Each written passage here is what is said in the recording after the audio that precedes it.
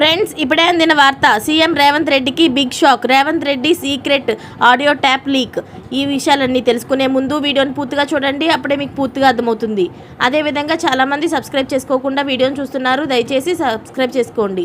Subscribe చేసుకోవడం వల్ల నేను చేసే ప్రతి వీడియో అప్డేట్ మీకు ముందుగానే నోటిఫికేషన్ రూపంలో వస్తుంది. అదేవిధంగా లైక్ చేయడం మర్చిపోతున్నారు. దయచేసి లైక్ చేయండి. లైక్ చేయడం వల్ల ఇటువంటి ఇంపార్టెంట్ ఇన్ఫర్మేషన్ చాలామందికి రీచ్ చేసిన వాళ్ళు అవుతాం. ఇక లేట్ చేయకుండా వీడియోలోకి వెళ్ళిపోదాం. తెలంగాణ రాష్ట్రంలో కలకలం రేపిన ఫోన్ ట్యాపింగ్ కేసులో మరిన్ని సంచలన విషయాలు వెలుగులోకి వచ్చాయి. బీఆర్ఎస్కు ఇబ్బందిగా మారిన వ్యక్తుల ఫోన్లపై నిఘా పెట్టినట్లు ఈ కేసులో నిందితుడిగా ఉన్న మాజీ డీసీపీ రాధాకృష్ణరావు తన వాంగ్మూలంలో వెల్లడించారు. ప్రతిపక్ష పార్టీల నేతల ఫోన్లు ట్యాపింగ్ చేసినట్లు అంగీకరించారు. ప్రస్తుత సీఎం రేవంత్ రెడ్డి ఆయన కుటుంబ సభ్యులపైన నిఘా పెట్టినట్లు రాధాకృష్ణరావు తెలిపారు.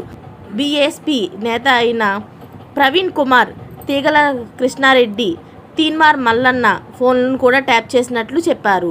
ఈటల రాజేందర్, బండి సంజయ్, ధర్మపురి అరవింద్ అనుచరుల ఫోన్లపైన కూడా నిఘా ఉంచామని తెలిపారు. జువాడి నరసింగరావు, వంశీకృష్ణ, కవ్వంపల్లి సత్యనారాయణ, కాంగ్రెస్ నేత జానారెడ్డి కుమారుడైన రఘువీర్ రెడ్డి, సరిత తిరుపతిపై నిఘా పెట్టినట్లు తెలిపారు.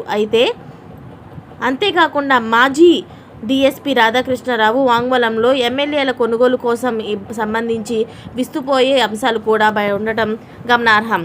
కోమటిరెడ్డి రాజగోపాల్ రెడ్డి 2002 అక్టోబర్లో కాంగ్రెస్కు రాజీనామా చేసి బీజేపీలో చేరినప్పుడు అనుగోడు ఉప ఎన్నికల్లో ఆయన్ను ఓడించాలని బీఆర్ఎస్ అధినేత కేసీఆర్ భావించారని రాధాకృష్ణరావు తన వాంగ్మూలంలో తెలిపారు. ఇలాంటి విషయాలన్నీ బయటపడడంతో రాష్ట్రమంతా హాట్గా మారినట్టు తెలుస్తుంది. ఇలాంటి లేటెస్ట్ అప్డేట్స్ అన్నీ మీరు ముందుగానే తెలుసుకోవాలి అనుకుంటే ఛానల్ని సబ్స్క్రైబ్ చేసుకోండి. అలాగే పక్కనే ఉన్న గంట సింబల్ని క్లిక్ చేయడం మర్చిపోకండి. Thanks for watching friends.